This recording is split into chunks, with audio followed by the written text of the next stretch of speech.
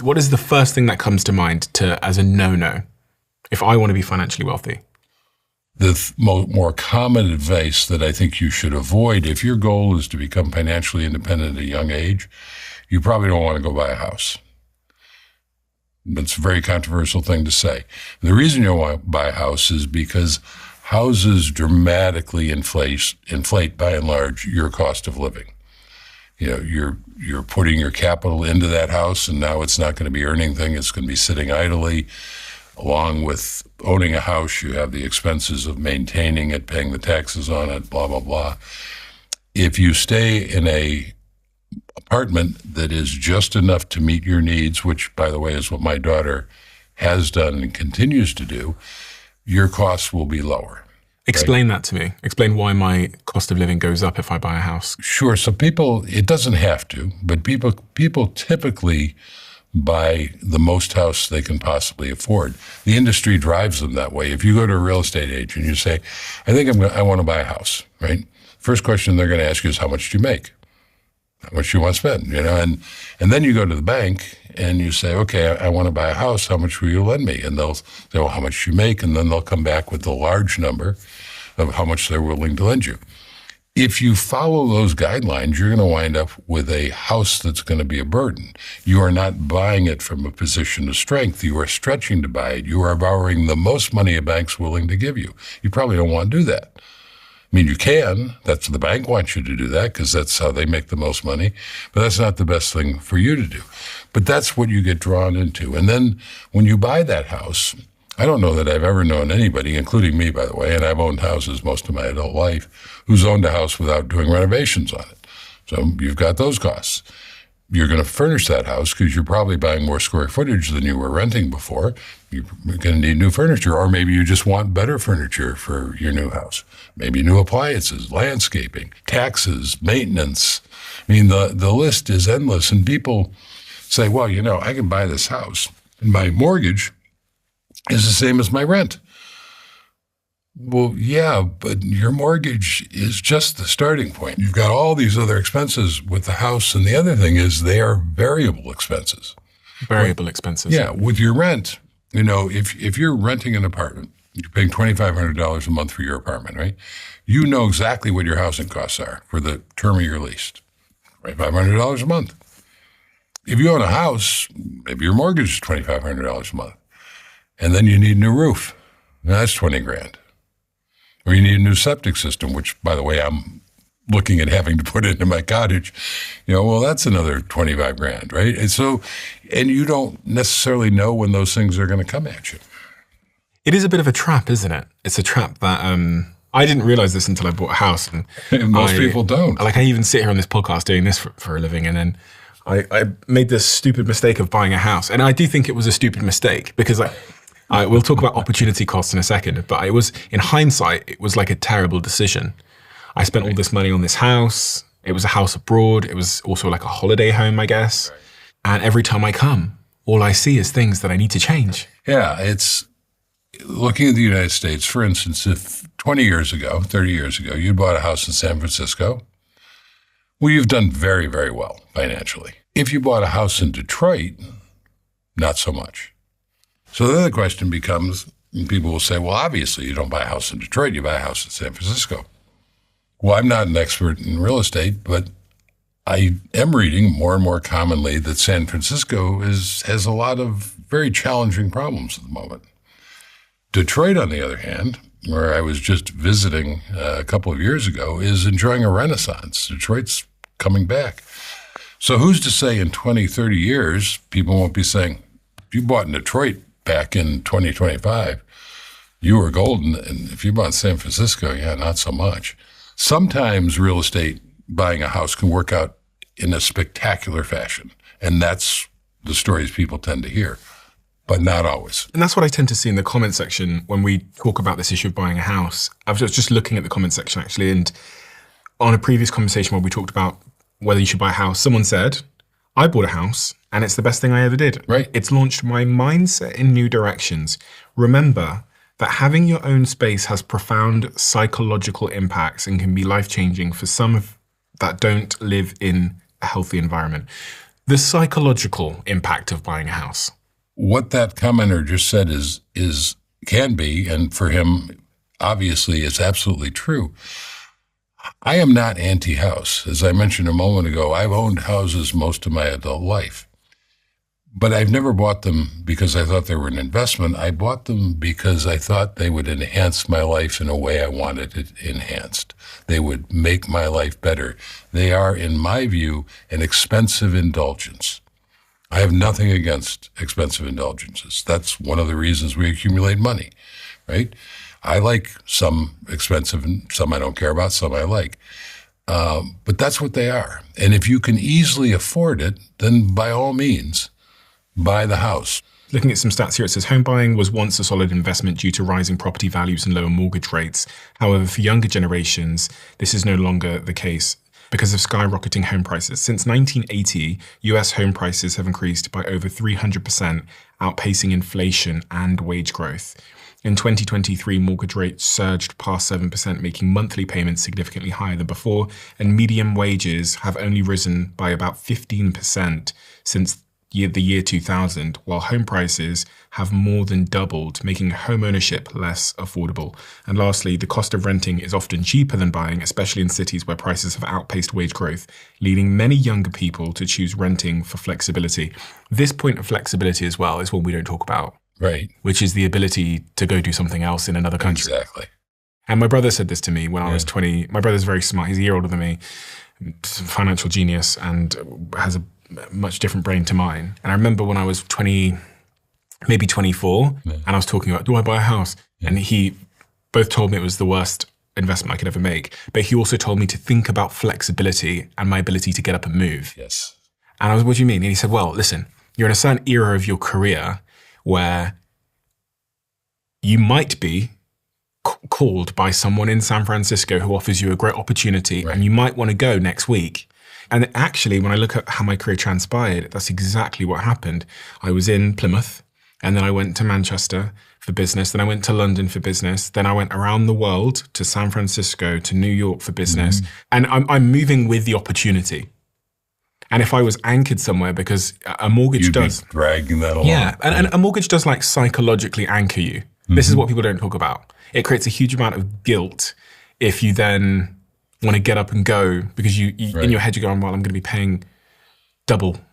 Well, I agree with everything you said. I agree with your brother.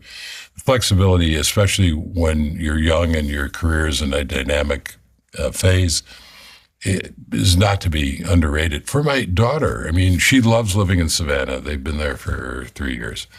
But she has an adventuresome soul. And, you know, she said, I don't know. I mean, maybe at some point I'll want to go live in Europe or somewhere else. Well, if you have a house, that complicates that decision. And even if you are fortunate enough to buy in a market where your values are rising, the cost associated with buying and selling houses are enormous. The real estate commission and the taxes and what have you. So getting in and out of a house is an expensive proposition. Getting in and out of an apartment doesn't cost anything. I mean, maybe your security deposit, right? But that's it. That's very clean and simple. But if you were to buy a house in Savannah and then to say, you know, I think I want to go live in Portugal, well, now you got to sell that house, or maybe you have to rent it. Now you're a landlord. You're an accidental landlord, which was subject to my second book. You know, that's not optimal. I mean, if you set out to be a landlord, great. But if you become an accidental landlord because you can't sell your house that you don't want to live in anymore, that's not so great. So flexibility is enormously important. If I were to ask you, what is the simple path to wealth, and you had to respond in a sentence, what would that sentence be? Avoid debt, live on less than you earn, invest the surplus. So let's talk about debt then. Okay. Why did you say avoid debt? You can never be financially independent if you're carrying around debt. It's a ball and chain that you drag along, especially consumer debt. Now, to be clear, if you're in business and your business is carrying debt as a function of running the operation for one reason or another, that's kind of a different thing. But in terms of personal debt, if you're running up credit card debt, if you're leasing expensive cars or borrowing money to buy expensive cars or what have you, possibly a mortgage is in a slightly different category, but it has all the disadvantages we just talked about.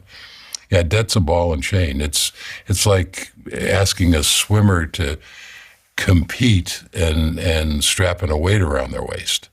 Is it possible? Sure, I guess it is, but it's a whole lot more difficult. So job one, if you have debt, is to blow it out. And I mean, blowing it out is a dream for many, but it's easier said than done, I guess. It simply means that you have to organize your life in such a fashion that you can divert some money to either buying your freedom, investments, or if you have debt, paying off that debt. You have to do that. And people say, well, I can't do that. I need to have this. I need to have the two least luxury cars, and we need to live in this neighborhood, and we need to send the kids to these schools. And I call it the tyranny of the must-haves. The more must-haves you have in your life, the less likely you are to become financially independent. Now, that's your choice. That's an individual's choice. It may very well be that those things are more important to you than buying your freedom. And it's your money. It's not for me to tell anybody how they should spend their money or what's important to me or what's important to them. For me, there was nothing I could spend my money on that was more important than my freedom, which is why from the beginning I diverted half of my income to buying that thing. It was never deprivation. Right? Most people say, this is a path of deprivation. I can't spend my money. Well, not for me. I spent every dime that ever came my way. It's just that I spent half of those dimes on the thing that I wanted to own the most, which was my freedom. And you own that by owning assets. So I wasn't depriving myself any more than if somebody said, I'm looking at buying a Mercedes or a Volkswagen, right? If I'm buy the Mercedes, I'm in this big fancy car and people will be impressed. If I buy the Volkswagen, I'm in this more modest car, but then I've got a whole bunch of money left over that I can spend on a wardrobe or going out to dinner or a more expensive apartment. It's just a matter of choosing where you spend your money on, right? So one of the choices, and I am under no illusion that most people who read my book will actually follow the simple path, because I think there's just way too much cultural influence to spend your money elsewhere. But at least the people who read the book and listen to this interview will be aware that there is something else they could buy with their money, and that's their personal freedom. And you do that by assets. And there was nothing more important to me, nothing I wanted more. So it was not deprivation at all. I reflect back on where I used to be in my life. And if I'd heard this conversation then, I really, really struggled with saving money, because spending money was so closely linked to my sense of self and my self-esteem. A lot of people feel that way. I've shared this story before, but when I was working in those call centers at, which one? Swinton's Car Insurance, where I used to work, I would get my paycheck and it might be, I don't know, £1,500 or £2,000, whatever. And like on my way home on payday, I'd go buy a 60-inch TV and I'd put it in the house. And then I'd try and see if I had enough money to buy a PlayStation. Yeah. And then about a week later, when I realized that I was broke, I would sell both. And I look at that behavior as such absolute, it's objectively like crazy behavior. Like repeatedly. Really is. It's like crazy behavior. It really is. But it shows the extent to which I got a dopamine hit from having a nice thing. And I was trapped in that cycle of buy the nice thing, dopamine hit, feel validated, feel like I'm a successful person, and then have to sell it a week later. Yeah. So I really have a huge amount of empathy for people that are stuck in this spending for self-esteem cycle. And they hear they hear people like me and you talk about these things now, and it feels easier said than done. That to me seems kind of insane. And one of the things that somebody pointed out one time is, if you're driving around in a Ferrari, maybe you're thinking to yourself, if you're bought the Ferrari because you want to impress people, everybody's looking at me and they're thinking, wow, what a cool guy that is driving that Ferrari. No, that's not what they're thinking. They're looking at you in that Ferrari, and what they're thinking is, wow, I would look cool if I was driving that Ferrari. They're not thinking about you at all. You're making no impact on what their opinion of you is. So on this point of debt, I did have some people contact me that were childhood friends of mine recently and asked me for advice on getting out of debt. Mm-hmm. And one particular friend said that he had $40,000 worth of debt and asked me for advice on it. And mm-hmm. I'm not an expert in this, so I kind of hesitated to give any advice. But the advice I'm hearing from you is essentially you have to make a concession. You have to pull back your spending and get things back under control. You have to, sell your house. So here's some good news. So you're carrying to your friend, he's carrying $40,000 in debt, right?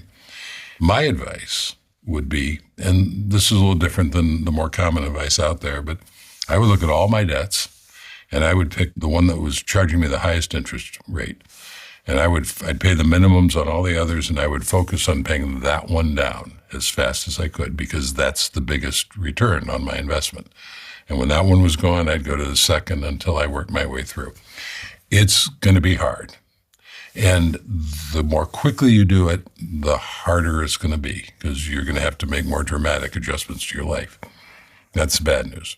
Here's the good news, is once you are out of debt, if you do this, you've developed a wonderful discipline of living on less than you earn and diverting the excess to something else that you want more. In this case, to something else you want more is being out of debt. If you continue with that discipline, you now have the cash flow to begin building those assets and becoming wealthy. You've already developed that lifestyle and that discipline.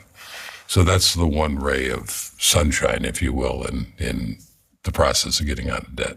Okay, to play devil's advocate with me then on this one. Sure. So when I was 18, 19 years old, my strategy, I was well aware that I'd fucked up my financial situation. It was patently clear that I'd figured out what a credit score was, and I realized that I'd destroyed mine. I also had these letters that, these bailiff letters. And I had mounting issues. I was avoiding finances, bills, envelopes, you name it. I just thought, if I don't look at it, it doesn't exist. Which I know a lot of people do, because when I was writing a previous book that I wrote, I looked into some of the stats about humans' ability to avoid, whether it's health situations. If a friend of yours gets a bad diagnosis, I was reading a study that said some people are more likely to not go get checked, even if their friends had it, because they just want to avoid it. And then with national finances, I was reading a study that said we're incurring billions and billions and billions and billions of debt as a society just because we don't look at our bank balance, we don't open envelopes. So I know I'm not the only one. No, not at all. My strategy was, and this is such a dumb strategy. I'm not sure I want to hear it, but go ahead. Honestly, this sounds like crazy talk, but it's just the truth in my head.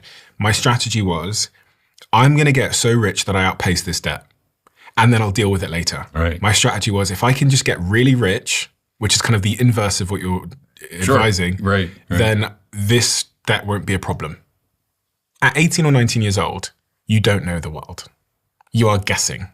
And I was guessing that I could earn my way out of it. The probability says I was wrong. The probability says that I was like delusional or or just like I watched too many rap videos or something. So objectively, that is a reckless choice. Even if it's true and it ends up being true for you, you end up being what? It's still a bad choice because probability is stacked against you. Well, that's true. But you just made a critical point in that you can make a bad choice where things work out well for you. Yeah, exactly. It's still a bad choice. So a great example of that is investing in Bitcoin, right? I'm not a proponent of investing in Bitcoin. Certainly, for those people who bought Bitcoin 10, 15 years ago, they've done extraordinarily well. They got lucky. Lots of speculations don't work out that well. So if you are speculating, then it might work out extraordinarily well for you. But you're taking some pretty heavy risks in doing that. Right? It's same thing with a lottery ticket. I mean, the chances of winning the lottery are infinitesimally small, but people buy lots and lots of lottery tickets. Somebody does win it. But that's probably not a good way to spend your money.